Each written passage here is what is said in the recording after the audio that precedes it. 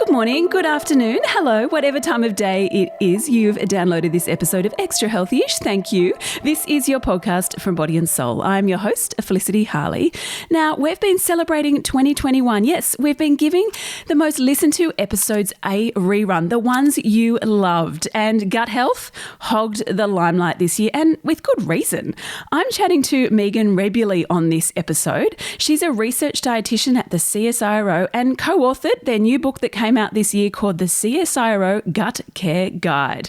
Now, Megan talks about exactly what you should be eating, what you should be doing, and, well, how you should be behaving, i.e. drinking wine or not, for optimal gut health.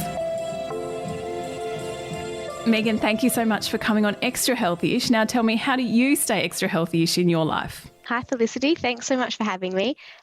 Really great question. So for me, I like to get outside, run around, chase a ball, play some sport, get some sun and exercise. And I really love team sports or anything that kind of combines social activities like hiking with friends or playing a bit of social tennis. That's what I love to do to stay healthy. To stay connected. That's you kind of hit two birds. That's two birds with one stone, don't you? Because you kind of see your friends, see your mates, but also exercise. I like that. Yeah, keep it efficient. Exactly. Now, the gut. Let's start with the basics. We're talking about the gut today. What does the gut actually do?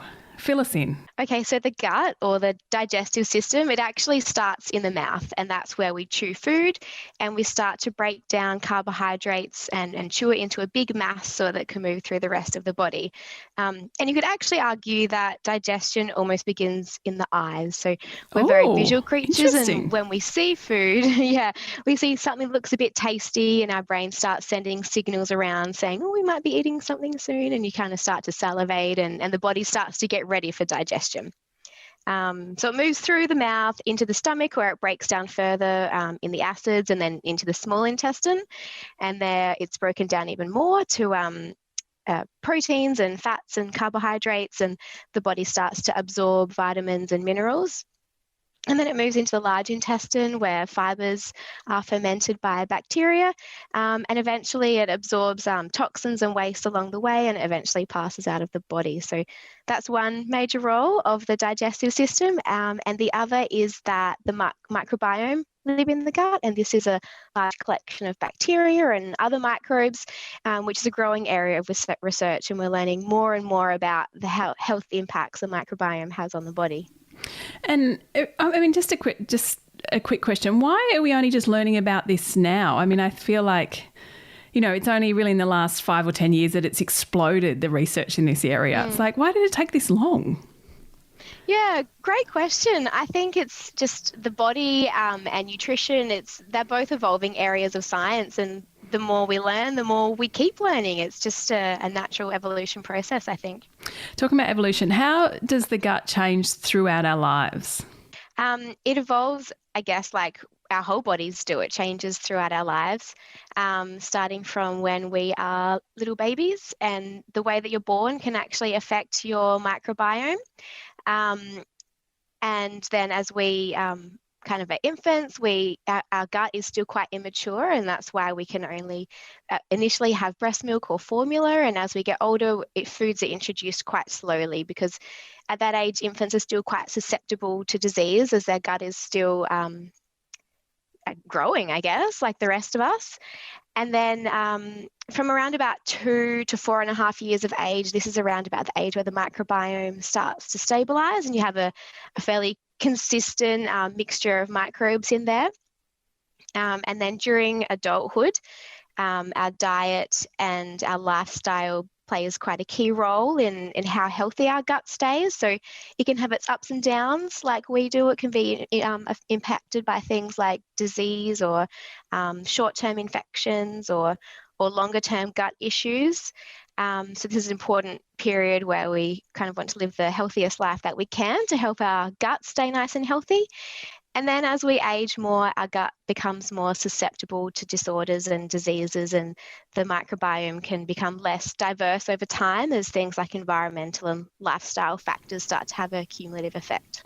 I actually think it's really interesting going back to when you do give birth, or if you have given birth, that depending on whether you have a C-section or a vaginal birth, that it does play a role in the gut. Can you just quickly talk about this? Because I'm sure a lot of our listeners are mums or mums-to-be and would be interested in hearing about this.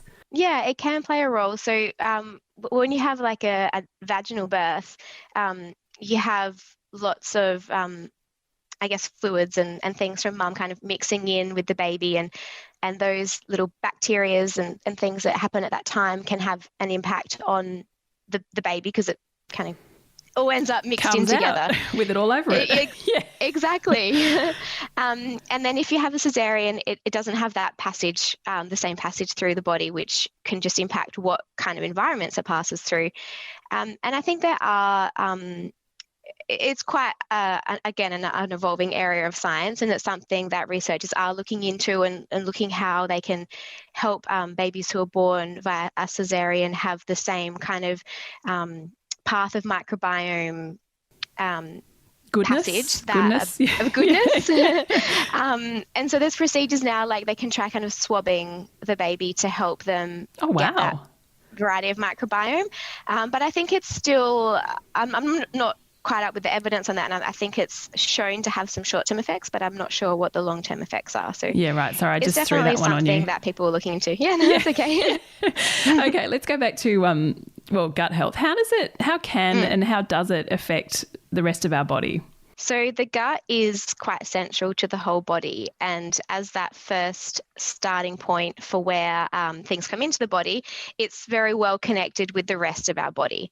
So it's quite closely linked to the liver, because everything that goes from the gut goes to the liver first. It's quite closely linked with the brain. There's the brain and the gut are constantly sending little messages back and forth to each other with hormones and nerves, and checking in like, hey, going up there, are we hungry? Do we need more energy? Like, what's going on? The second brain, right? And I think that's what it's called, exactly. Isn't it? Yeah. It really is, yeah. And there's growing research around the effect of the microbiome on our brain and our mental health as well. So our mood and anxiety and depression, that's another evolving area of research. And it's also quite closely linked to the skin. So you can kind of think of it as we have the skin on the outside, which is our first defense against the world. But our digestive system is kind of like the skin on the inside. So that's another defense against the outside world. But we're kind of like a big tube, I guess. We've got the outside skin, the inside skin, and everything in between. So what about immunity and the microbiome? Can you talk us through the connection between these two and where the research is at on that? So in regards to immunity and the gut, what we're thinking about there, as I just said, the gut is kind of our first line of defense. There's certain types of microbes or bacteria that can have kind of an inflammatory effect on the body. So in that case, if there's a certain type of bacteria that could be causing inflammation in the gut, that can affect the cells. So normally the cell wall, the wall of the gut lining, the cells are really tightly packed in, kind of if you think of bricks, they're like closely packed. And if there's something in there that's causing inflammation, these cell junctions get a bit looser. They're not as tight as they would be. And if they get a bit looser, that means that pathogens or bacteria that we don't want getting into our body, or other molecules as well, can kind of slip through what's normally a tight lining into the body, and that can cause more inflammation. So it kind of becomes a bit of a trigger response down the line, like one inflammation causes another inflammation somewhere else, and this can make us a bit more susceptible to disease, or it can even have flow-on effects and potentially cause other types of inflammatory diseases. So what we want to do to prevent that is to eat plenty of fibre, plenty of whole grains and breads and cereals and vegetables, which will help feed the good microbes in our gut. And then what we want to happen is the good microbes overtake the microbes that can cause inflammation, and it actually can balance each other out and reduce that inflammation. So we can make a difference to our gut, basically, you're saying. We can improve the gut health by getting rid of those bad... Well, do we get rid of them, or do we just kind of kick them to the way? What happens in there when we eat those good foods? So the microbiome is a really big, complex body of bacteria. And what we really want to do is just have more good ones than less good ones. That's the aim of the game. And we can definitely influence that through our diet and through our lifestyle. So, talk us through what lifestyle choices might impact gut health. Mm-hmm. There's a range of things, and I think they're things that people might be a little bit familiar with already. So things like exercise are really great for the body. Firstly, because it produces a range of endorphins that are great for us, and movement is also really important for the gut. So that helps keep you regular by moving things along in a speedy fashion. Sleep's really important. The body repairs while we're asleep. And it also, having a regular sleep cycle can also help keep digestion regular and our stools regular as well, which makes us feel good. Stress can definitely have an impact on bowel function, and it's quite closely related to irritable bowel syndrome, which a lot of people tend to suffer from these days. So stress can play a role in that, and it's really great to reduce our stress for our overall health and well-being, but also for our gut. Smoking and alcohol can have quite negative effects on the gut health. And then there's other factors like travel, or which we're not doing a lot of right now, but when we can travel again, it does change our routines a little bit. And then things like sanitation and infections can have short-term effects on our gut as well, or even long-term in some cases. Yeah, you have heard of stories of people who go overseas and pick up a nasty bug if they're, trekking through the Himalayas or something. How can we tailor our diet today? What can we do daily, weekly to improve our gut health? So following a healthy diet generally is going to be great for our gut. And what we like to say is just have a healthy diet most of the time, as much as possible, and focusing on fibre and resistant starch for gut health. So that's really the best way to improve your gut health, to have more fibre in your diet, but introducing it slowly, not too fast, because sometimes adding fibre straight away, it can take the body time to adjust, and we can have a bit of gas or discomfort if we go too hard too soon. Bloating, so dreaded bloat. The dreaded bloat. Exactly. So the things that are... I was going to say, talk us through some key foods that we can include to boost our gut health. And also this is from your Gut Healthy Plan, I assume, too. That's right. So from our CSIRO Gut Care Guide, we've got quite an extensive plan in there talking about what foods to eat and how much of them to eat, and also some recipes to help you get there. And that's focusing on whole grain breads and cereals, so things like barley and wheat, legumes like chickpeas and lentils, nuts and seeds, vegetables, fruit. They're all really great sources of fibre, the plant-based foods. And then for general health, we've also got dairy and alternatives, so things like yogurts and milks and cheese. And then, of course, the protein foods like meats, chicken, fish, tofu, and a range of other options for general health. So what about, talk me through probiotics or prebiotics in our diet to improve gut health. What's your take on these? Mm-hmm. In terms of supplements, we always say get it from your food first, and probiotics and prebiotics do occur naturally in a range of foods. So yogurts, for example, are a really great source of probiotics. And then prebiotics are fibres that are naturally present in a whole range of foods like wheats, onion, garlic, chickpeas, and various fruits.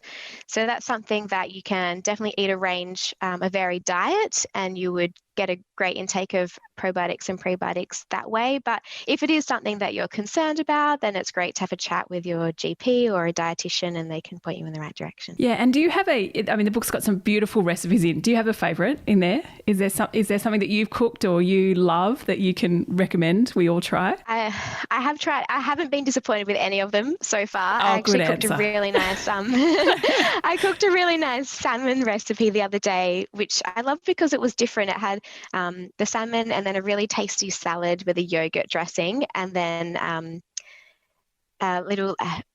calling them rosti, but they weren't. They were like a hash brown or something, but made with parsnips, which was really cool. Parsnips and potato. So it was a bit of a Scandinavian influence dish. It was really delicious. Yeah. Megan, thank you so much. It was really interesting to chat about gut health, and we look forward to seeing where the research takes us, hey? Thanks so much for having me. It was great to chat to you. Hope you enjoyed this chat and you got something out of it, got some tips so you can lead an extra healthy-ish life. If you want more interviews, insights and extra healthy advice for your mind, body and soul, make sure you download our shorter podcast called Healthy-ish. There are a ton of episodes up there and I know you'll love those. For more info, head to bodyandsoul.com.au or join the conversation via Body and Soul on Instagram or Facebook. Thank you so much for joining me, for joining us this year. It is a privilege to bring you these amazing interviews every day. Oh, and if you have a moment, make sure you jump on and rate, review and subscribe to this podcast. And wishing you a happy, extra healthy-ish new year.